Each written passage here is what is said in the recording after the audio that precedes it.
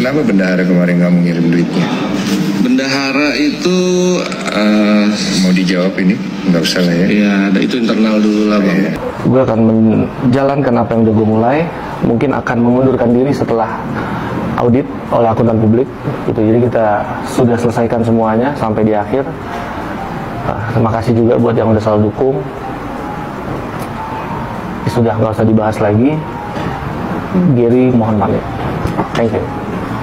Ada urusannya, dia berhenti atau dia bisa mengundurkan diri, nggak ada impact apa-apa terhadap yayasan kami. Dan kemudian kita akan mundur dari kuasa donatur, dan apabila Gary ke depan ada persoalan hukum, kita siap jadi kuasa. Oke, siap. Kami siap backup. Oke, terima kasih Bang. Ya.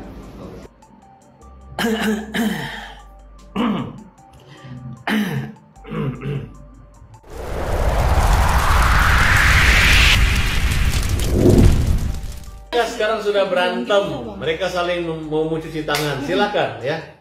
Ingat ya, netizen ya. Bukan aku yang berantem sekarang gitu. Saya fokus membela Agus, membela Kadin Agus. Sekalipun kalian menghujat, sekalipun kalian mendukung langkah ketua yayasan lama maupun baru, kalian anggap mereka dewa malaikat ya, yang kita dianggap kita salah, kami tidak gentar, kami tetap maju. Bahwa saya adalah pengacara yang tidak meninggalkan Agus. Bang, ini kan Ada marah-marah dari Pak Irjen gitu kan, dan itu mungkin salah satu beberapa faktor yang mempengaruhi itu gitu kan, dan itu memang iya ada gitu, dan itu nggak bisa dipungkiri dan memang terjadi. Kisruh Agus Salim menuai banyak perhatian netizen. Donatur di bawah kuasa hukum Pablo menyetujui jika uang donasi diserahkan kepada pihak lain yang lebih membutuhkan. Akhirnya, pihak Novi dan donatur sepakat untuk disalurkan kepada korban bencana gunung meletus Lewotobi di NTT. Sesampainya Gary dan Densu di NTT, tiba-tiba ada kabar yang tidak mengenakan posisi Gary dan Densu. Ada isu bahwa uang donasi yang berada di yayasan tidak ditransfer secara utuh oleh pihak yayasan. Entah ada masalah internal apa hingga sempat terjadi miskomunikasi seperti itu. Padahal dalam podcast terakhir Densu, Novi dan Gary serta pihak Densu sudah saling sepakat. Ada rumor juga Gary sempat diblokir oleh Novi karena dengan sikapnya yang tidak sesuai dengan prosedur atau SOP dari yayasan. Novi menyayangkan kenapa Gary tidak melibatkan pendiri yayasan untuk sekedar berkoordinasi terkait pemindahan uang dari yayasan ke rekening pribadi Gary, yang seharusnya itu tidak diperbolehkan dialihkan ke rekening pribadi, yang harusnya itu melalui rekening toko langsung atau rekening dari penerima manfaat di posko bencana. Untuk Bang Densu juga sama gitu kan, tapi kelihatannya juga Bang kan udah nggak pernah up lagi kan di medsos gitu, yang saya rasa sih cukup dewasa beliau menanggapi itu kan. tapi Bang Densu tahu polemik dirimu dengan Teh. Ya mau nggak mau saya kasih tahu di sana, karena ketika itu tidak berjalan sesuai rencana, waktu beliau yang sudah sampai di sana, biaya dan lain-lain itu akan kecewa dan saya akan jadi salah di situ kan gitu. Jadi semua apapun, bahkan semua pihak itu udah tahu kita akan berjalan transparansi ya kan, semua akan kita share gitu. Itu semua udah tahu kok, makanya ketika ada yang bikin polemik di sini kita nggak bisa tutup-tutup gitu, karena kesepakatan semuanya. Menurut Gary, sikap Novi yang seperti itu seharusnya tidak dibawa ke ranah publik karena bisa menimbulkan bola panas baru bagi pihak sebelah, yang harusnya insiden ini cukup hanya di internal saja.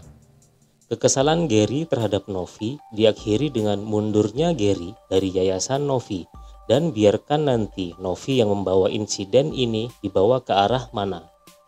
Kalaupun nanti isu ini mau dibawa ke ranah publik lebih luas, Gary tidak mempermasalahkan itu. Mundurnya Gary dari Yayasan Novi juga direspon oleh pihak donatur. Pablo Benua dan kuasa hukum donatur lain juga mundur dan melepas statusnya dari kuasa hukum donatur dan berjanji jika ke depan ada sesuatu tindakan hukum kepada Gary, maka Pablo CS akan membackup Gary secara hukum jika ini terjadi. Itu disampaikan pada siaran konfres kuasa hukum donatur di media sosial, serta penyerahan laporan transparansi dan pertanggungjawaban kegiatan selama Gary dan Densu di NTT. Mengetahui keretakan internal Yayasan Novi, Farhad Abbas langsung berstatement di media dan akan segera menindak Gary karena dirasa sikap Gary yang blunder dan semena-mena. Agus dana tidak digunakan, semua yang dijanjikan itu bohong semua, ya, semua yang untuk pendukung Agus tidak ada. Si Gary ini paling mau ngomong tuh, Ger, kamu gak usah sembarang ngomong, Ger. Ngomongmu ini tidak beraturan, gagal, seolah Agus menggagalkan semuanya. Di PRT siapa yang menggagalkan, ya? Surat yang diminta untuk damai dan untuk penurunan Agus di PRT begitu tidak menandatangani, terbalik, uang itu diambil alih gitu. Kemudian didamaikan oleh kementerian, akhirnya kementerian itu sekarang tidak ikut campur lagi gitu. Kenapa? Karena menteri digugat. Donatur gimana lu mau ketemu menteri? Kalau Pablo itu yang ngatur ketemu itu saya. Dia nggak punya jaringan di sana. Cuman dia memanfaatkan itu, nggak menginformasikan kita hadir, tapi seolah-olah dia di rumah menteri. Pablo, kamu tuh nggak ada gunanya ketemu menteri. Percuma buang-buang waktu Pak Menteri aja. Ketemu kamu nggak ada manfaatnya. Kamu main-mainin pejabat aja, lu main-mainin gitu. Nggak bagus. Terus lu mau pamerin lu seolah-olah diterima menteri, ya itu karena sopan. Lu kalau nggak ada hasilnya, nggak ada komitmen, ya lu nggak jaga kredibilitas, kehormatan sebagai mau apa kayak lu mau sebagai broker, mau sebagai pengacara, kalau lu ngomongnya nggak benar, nggak sesuai omongan, lu nggak usah pamerin foto sama menteri, nggak ada gunanya. Pada intinya lu gugat menteri sosial, lu suruh itu uang kembali ke habisin di sana, lu gugat sampai sekarang lu nggak cabut-cabut gitu, kan main-main. Dan saya akan pidanakan. Oh iya, tadi Bang Agus mau kasih tahu juga nih, kalau memang kita ininya berminyak, apa namanya itu kalau nyanyi ya berminyak juga suaranya.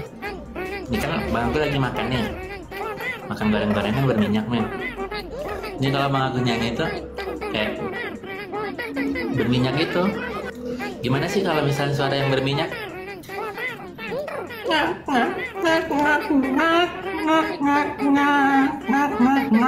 Gitu.